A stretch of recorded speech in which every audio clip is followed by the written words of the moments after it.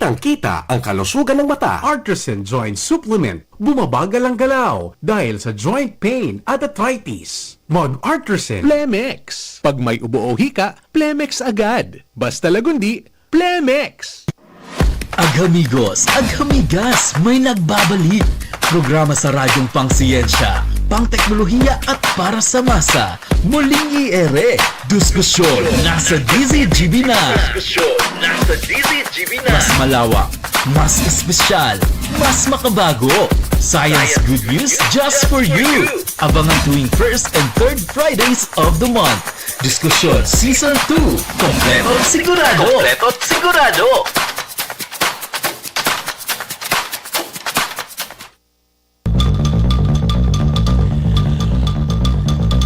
Magandang umaga po mga kagham, Luzon, Visayas, Mindanao at sa mga kapwa natin Bicolano, Pilipino at sa mga kababayan natin saan man kayo sa mundo. Ako po si Mardila Cruz, yan, Mardila Daing Ibang. Ang inyo pong program ho sa programang Pangsensya, Pangteknolohiya at para po sa masa, Diskusyon 2025. Noong nakarang episode po, nakasama natin ang DOST Masbate. Nag-overseas tayo, sa panguna ni Provincial Director Miss Josie Albao at ang Senior Research Specialist ng DOST Masbate na si Miss Maiden Manacho. At kanila pong inilahad kung paano napangat ang komunidad sa Masbate at kung paano nakabuo ng mga tunay na solusyon sa pamamagitan po ng agham, teknolohiya at inobasyon. Sa ika-11 episode ng Diskusyon 2025, ngayon pong araw, makakasama natin ang Provincial Director ng DOST Catanduanes. Overseas ulit tayo, si Engineer Mary Grace T. Molina at ang kanila pong Senior Science Research Specialist ng DOST Catanduanes, si Miss Joy Ann D.R. Baluyo. Yan, nandito sa atin physically in blood and in flesh. Yan, si Ma'am Joy. Si Ma'am Joyce at si Director Molina is via Zoom tayo. Ayan, okay. Ito yung ng science and technology. Kahit nasaan ka, parang nandyan lang. Okay, so ngayon pong araw, ang episode natin ay may pamagat na On the Ground with DOST Catanduanes, Stories of Science in Action. Ayan, okay. At pabatiin natin ating mga kasama ngayon pong umaga. Director, magandang umaga po. Welcome sa Diskusyon 2025 sa Radyo DCGB. Magandang umaga po, Sir Mar, at sa lahat po ng taga-subaybay sa DCGB at lalong-lalo na po sa ating programa ang Diskusyon. Yeah, nice to hear you po, ma'am. At alam natin sa kabila ng ating mga pinagkakaabalahan pagbantay sa paparating na bagyo ay tayo'y kinakailangang magbigay ng mga vital information sa mga kababayan po natin for this episode. Daw nandito rin sa atin, mga kababayan, si Miss Joyce Ann D.R. Baluyo, ang Senior Science Research Specialist ng DOST Catanduanes. Ma'am, good morning. Welcome. Ay, sir, di ba? Okay, siwa. Okay po. So, good morning po, Sir Mar, and sa ating mga taga-subaybay ng programang Diskusyon at ng DZGB. Good morning po sa ating lahat. Ayun, okay. So, para po simulan natin, maaari niyo po bang ipaliwanag kung ano ang pangunahing mandato ng DOST Catanduanes at paano nito na ipapakita ang science in action para po sa mga komunidad ng probinsya? Siguro si Director ang sasagot nito. Director, go ahead po. Makikinig kami. Okay, Sir Mar. Ang bali po ang DOST Catanduanes ay siya man nag-iisa lang kami Provincial Science Technology Office dito sa aming maliit na isla. At kami po ay may pangunahing mandato na deliver po ng services po ng science, technology at innovation sa aming mga kababayan. So kami po ay nagsisilbi na provincial arm ng DOST Bicol dito po sa aming probinsya. At kami po ay nag-i-implement ng mga iba't ibang klaseng programa na naglalayon po na makapaghatid ng serbisyong teknolohiya, technological at siyensya at inobasyon sa amin pong mga taga-isla. So kasama na po dito yung mga programa po ng setup na isa sa aming banner program. Ito po ay para sa mga ating kababayan, mga negosyante, mga MSMEs. At meron naman po tayong programa ng CEST, yung Community Empowerment through Science and Technology, na ito naman po ay from the term empowerment through science and technology, nagbibigay ng pagpapalakas sa ating mga komunidad, lalong-lalo na po sa ating mga LGU, mga asosasyon. Ito pong LGU natin ay mga poorest of the poor na tinatawag. At aside from that, kung meron tayong tulong sa ating mga poorest of the poor na mga LGU, meron naman po tayo doon sa ating mga tinatawag na first-class municipalities. Yan naman po ay through the Smart and Sustainable Community Program or the SSCP. And aside from that, syempre si DOST po ay kilala sa ating mga support to education na mga programs and services like yung ating scholarship. Ngayon po, meron na din kami sa Saklaw ng SES, yung mga DRRM. Meron na din kami sa basura, yung kinatawag natin na Waste Analysis and Characterization Study. At meron pa pong mga grants and aids program. So medyo madami-dami po tayong ini-implement na mga programa na isa lang naman po ang layunin, ang maihatid ang science and technology and innovation, of course, to the grassroots or sa ating countryside. Ayun, so nakita natin, ang natural mahalawak pala. Sagop ng DOST, Sir, malawak. Ayun. Now, ano-ano po yung mga pangunahing programs or projects ng DOST Catanduanes na nais po ninyong ibahagi bilang halimbawa ng science in action sa probinsya po? Opo. Yung kanina nga po na nabanggit ko, ito po yung sa ating mga MSMEs, yung aming pinaka-banner program, which is yung setup. Yung Small Enterprise Technology Upgrading Program or setup para sa ating mga MSMEs. So, ito po si setup ay isang programa na inorganisa ng DOST upang tugunan ang mga pangangailangan sa technology ng ating pong mga ng ating business sector.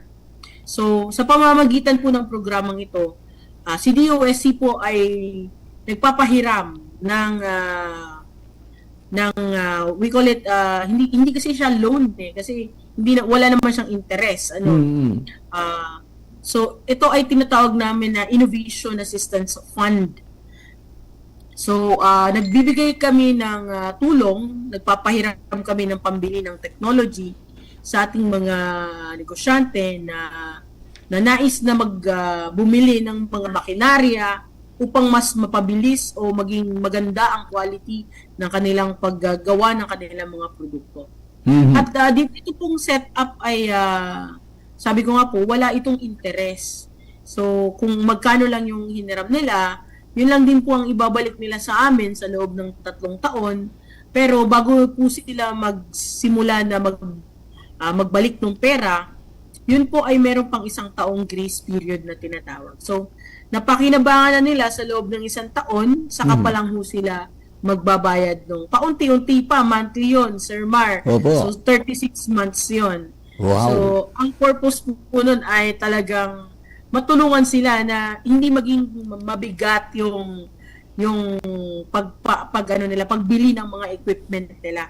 So, imbis na, halimbawa, meron silang personal na pera, gagamitin nila pagbili ng equipment, maaari na po nila itong idagdag sa kanilang mga puhunan kasi si DOST po, basta pasok po siya doon sa mga priority sectors or priority business, pwede po siyang matulungan ni DOST. Ayun, very good yan, ano? Hindi ka pressured to pay na kaara-karaka, no? Yes, mayroon kang grace period na malawak. Yes. So, makakapaghanda ka at saka magagamit mo yung ibang pera mo para mas mapalago mo po yung negosyo mo. Now, Yes. ito yung alam natin yung Catanduanes is ano yan, Abaca country, di ba? Yan, maaari bang ipabahagi natin sa mga kababayan natin yung direct and benefit ng mga proyekto na nabanggit po nyo kanina sa mga kababayan natin dyan sa Catanduanes, especially yung tinatawag natin na ano ba yan, abaconobasyon. Yan, Opo. abaconobasyon. Opo. Bali, ang abacanobasyon po, yan ay nag-umpisa, I think, 2023. So, ito po ay isang programa na binuo namin dito, no, kasama si Joyce, na aming napakasipag na senior science research specialist dito po sa probinsya ng Catanduanes. O, bilang unang-una bilang pag-celebrate ng aming mga sa aming pagpapasalamat at pag-celebrate ng aming mga abakalero sa kanilang hard work upang sa pagpapanatili ng aming abaka industry dito. So ito po ay isang maliit na kontribusyon ni DOST. Sa pamamagitan po nito, tayo po ay nagkakaroon ng mga programa, nagkakaroon tayo ng mga training, nagkakaroon tayo ng mga symposium, updating sa kung ano yung mga latest trends na sa mga technology na pwedeng gamitin ng ating mga kapatid na abakalero, o kaya kahit hindi abakalero, basta player siya ng abaka industry. So, isang maliit na gathering na din po ito upang meron din po tayong exhibit dito. Nakikita nila kung saan napupunta ang kanilang mga abaka fiber after po nila i-harvest. Ano po ang mga produkto ang kinalalabasan after po ito i-process. Dito po natin siya nilalagay sa abacanobasyon. So, ito po ay ginagawa every May ng taon. Ito po ang Abaka Festival sa probinsya ng Catanduanes. So, ito ay isang activity kung saan ang mga abakalero ng Catanduanes ay nag-gather upang, yun nga po, mag-attend sila ng mga training, mga symposium na update sila. Meron din kami mga konting mga contest para sa mga bata na para sila din ay maging updated kung ano ang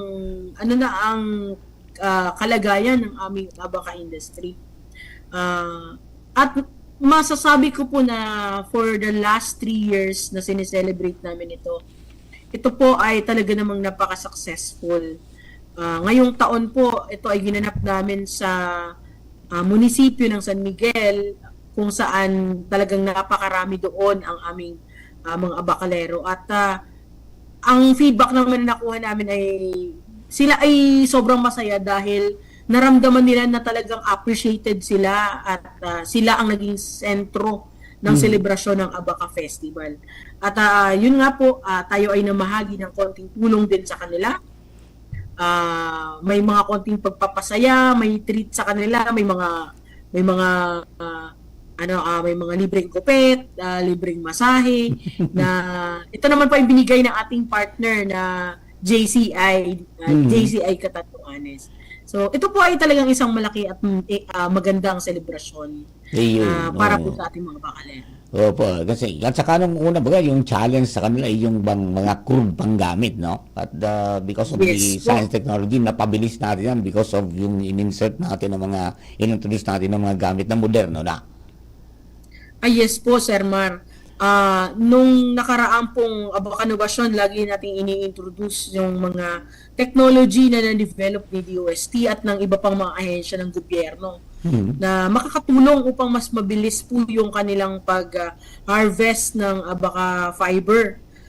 Meron din tayong yun nga po, kasabay ng mga product na dinidisplay natin. Pinapaliwanag natin sa kanila na kung gaano kaganda at gaano kalaki yung potensyal ni abaka fiber, kung kaya't hinihikayat natin sila na patuloy nilang suportahan yung abaka industry natin. So yung abaka stripping knife, tsaka yung mga spindle machine ni Phil Faida po, fini-feature po natin sila. At kung meron mga bago na mga technology, fini-feature po natin sila lagi. Ang technology naman po, hindi lang naman nalilimit, Sir Mar, sa equipment kundi pati yung pamamaraan. So may mga training tayo kung paano yung mabisa na pamamaraan upang patayin ang mga peste sa sa abaka, Yes. mga good agricultural practices na tinatawag sa tamang pangangalaga ng kanilang mga taniman. So lahat po yan tinuturo natin sa kanila, yung mga updates na po yan. Yes po, ma'am. Thank you very much. So sa ngayon po, gaano nakalawak yung naabot ng DOST Catanduanes pagdating po doon sa pagtulong sa mga komunidad, MSMEs at ang ating po mga abakaleros? Ayan, may sasabihin si, si Joyce? Sige po. Joyce, siguro may dadagdag.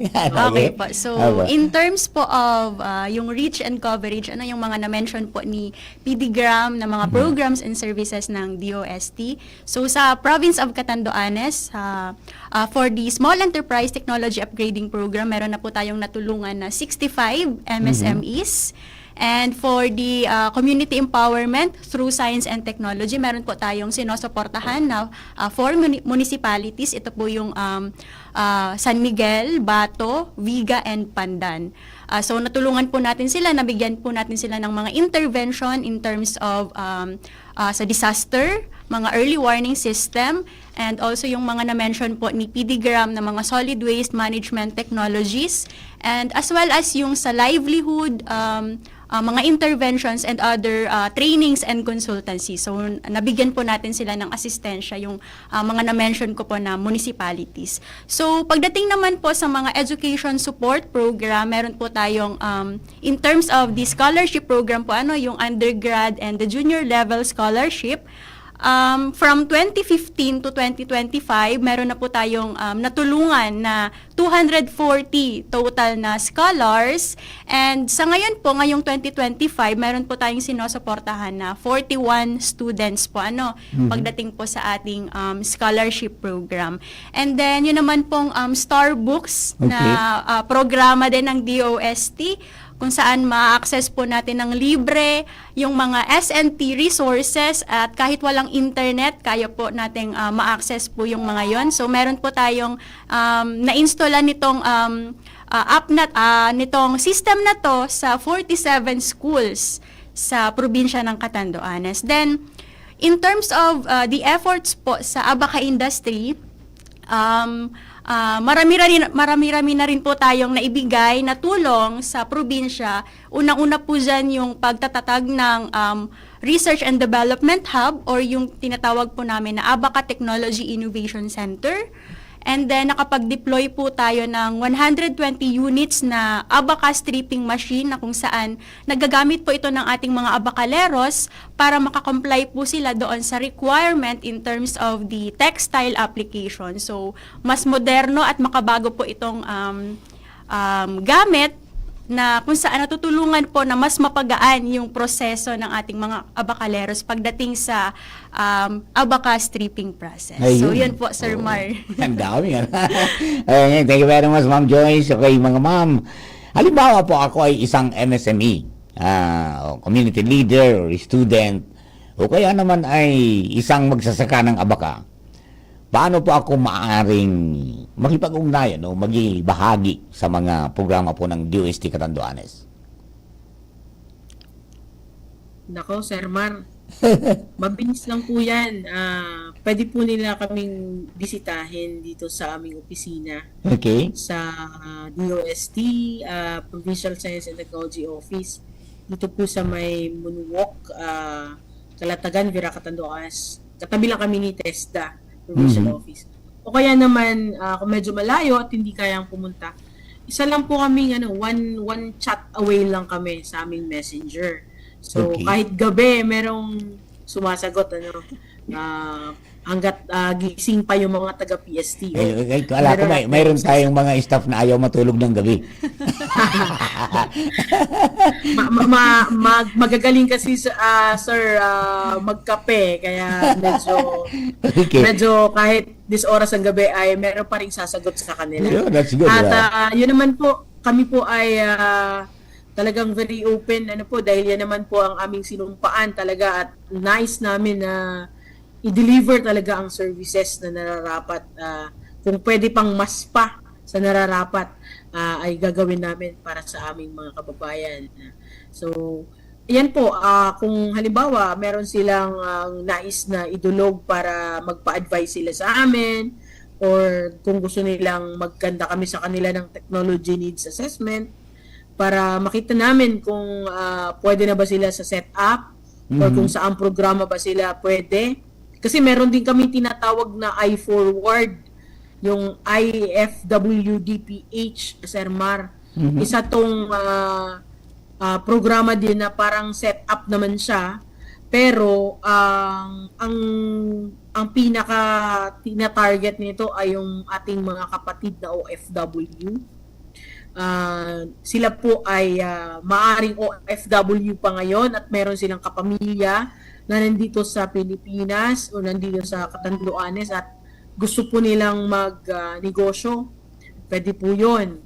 O di kaya sila naman po ay OFW pero kakauwi lang o kaya hindi pa sila nakakalagpas ng 3 taon mula nung umuwi sila sa Pilipinas, maaari po silang pumunta at makapag-avail po ng aming iForward PH na tinatawag. So, ito po ay mga sagot ni DOST upang sa pagpapalakas po ng ating ekonomiya. So, ini-encourage po natin ang karamihan na magnegosyo po yung mga technology-based businesses na tinatawag. Ayun, okay. Looking forward po tayo. Ano yung mga susunod na plano po ng DOST Catanduanes upang mas lalo pang mapalawak natin yung epekto ng agham at teknolohiya dyan po sa lalawigan? Opo. Syempre po, tuloy-tuloy pa din kami sa pag-extend ng aming mga assistance sa mga, yun nga po, ng setup sa ating mga MSMEs para naman po talagang gumanda ang ating mga produkto at makita natin maka-compete sa hindi lang sa local market, no, but international market. Yun talagang target natin eh. So, pangalawa po yung sa CEST naman, titignan talaga natin yung mga iba-ibang intervention na kailangan ng ating mga poorest of the poor na mga LGUs. Titignan natin mula hindi lang sa economic development, sa human resource, kundi pati na rin yung napapanahon ngayon, yung sa DRRM, no? Lalo ngayon may padating na naman na bagyo. So, titignan din natin yung capacity nila, yung gusto natin na ma-empower sila, mapalakas yung kanilang kapabilidad bilang para po mas maging ligtas ang ating mga komunidad. So, may mga tulong po tayo, nabanggit kanina ni Joyce, yung paglalagay po ng mga early warning system, mga monitoring system, mga flood monitoring or tsunami, yung mga community tsunami alert system, mga ganyan po, ano? So, lahat po yan binibigay natin na tulong sa ating mga LGU. Yung sa Smart and Sustainable Community Program naman po, which is sa ngayon ay meron kaming isa pa lamang na pilot, si LGU Virac. Pero titignan natin, Sir Mar, yung posibilidad na i-expand natin ito sa ibang LGU, lalo yung may mga capacity naman, yung mga first and second class municipality, para naman po makita naman nila kung ano pa yung mga pwedeng maitulong ng inobasyon sa pagpapaganda ng kanilang komunidad. Hindi lang sa pagpapaganda, kundi sa pag-foster ng tinatawag nating smart economy, smart people, smart environment. So kasama sa smart environment yung safety and well-being ng lahat. So lahat po yan ginagawa natin. At yung sa education naman, of course po, pinapalawak natin yung ating pong pag-advertise ng ating mga scholarship. Sa ngayon, nakipag-partner kami doon sa Association of Catanduanes DOST Scholars o yung ACADS. Ito ay mga DOST Scholars natin ngayon na nag-aaral dito sa Catanduanes State University. Sila ay nagbuo ng isang grupo at ang layunin ay para po mag-campaign. Pupunta sila sa mga iba-ibang schools na yung malalayo dito sa sentro, malalayo sa Virac. At sila po ay nagbibigay ng orientation sa ating mga programa, lalo na sa scholarship. upang makapaghikayat po na mas madami yung mag-apply at isa po sa mga iniisip pa namin na maging programa ay magkanta kami ng at least a 1 day or 2 days review bago po yung exam para po madami yung makapasa. Kasi gusto natin na mas madami yung makapag-aral at makapagtapos at kumuha ng mga kurso na align po sa science and technology. So, madami pa po kaming efforts, Sir Marno. At ito po ay hindi namin magagawa kung syempre po wala yung ating mga partner, kagaya po sa inyo, sa DCGB, at sa amin pong mga partner association, mga agencies din dito sa Catanduanes. So, pinapalakas din po talaga natin yung ating networking po. Yes po.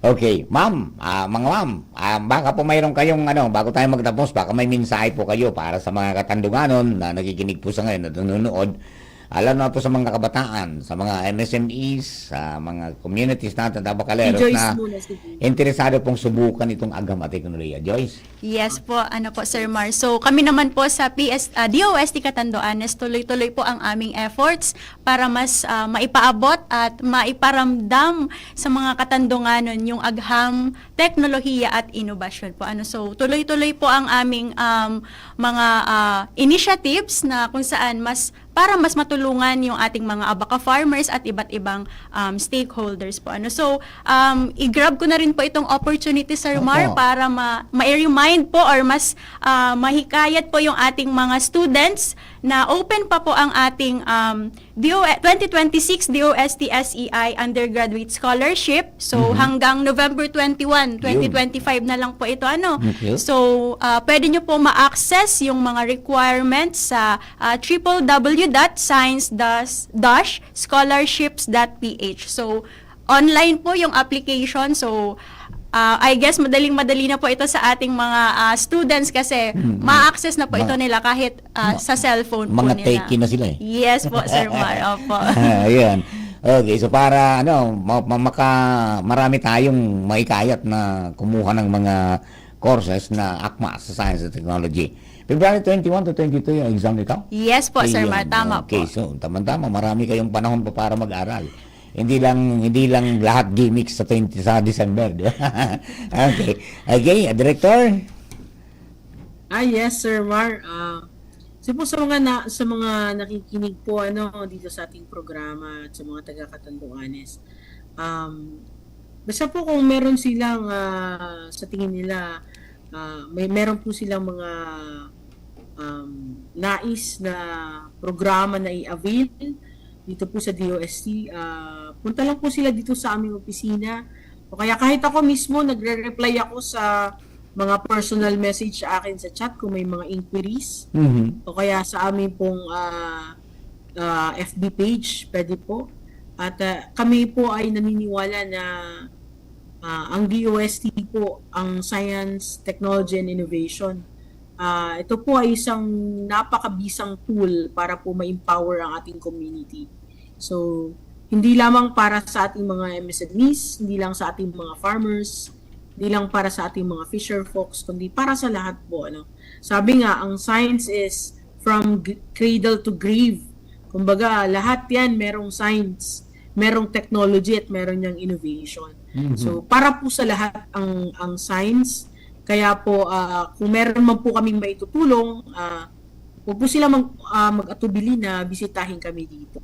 So, kami po ay nalulugod na kami po ay binibisita lagi sa opisina.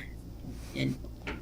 Ayun. At maraming salamat po sa pag-invite niyo dito sa amin. Yes, maraming salamat po, Director Grace, no? Anong tawag mo kay Director? PD Graham. PD Graham. At saka si Joyce, Baluyo, kasama natin ngayon pong umaga sa episode na ito, featuring yung pong mga ginagawa ng DOST Catanduanes para ma-engage natin at saka magkaroon ng pag-unlad ng ating pong komunidad. Maraming salamat po. And siyempre sa pangalan po ni Director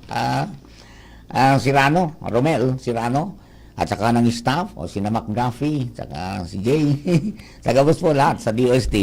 Sana we are looking forward na makarating din yan sa Catanduanes yung laboratory testing na laboratory. Nakita ko na naka-display doon sa regional office Ang gwapong-gwapo ng mobile na pang-testing ng soil. Move. Di ba? Oo, lab move. Ayan. Sana makarating na din dyan sa pag-roll out ng 2026. Di ba? Yes po. Okay, so sa inyo po lahat, maraming salamat hanggang sa susunod pong episode ng Diskusyon 2025. We will be seeing each other, mga dugang, sa, ano ba yan?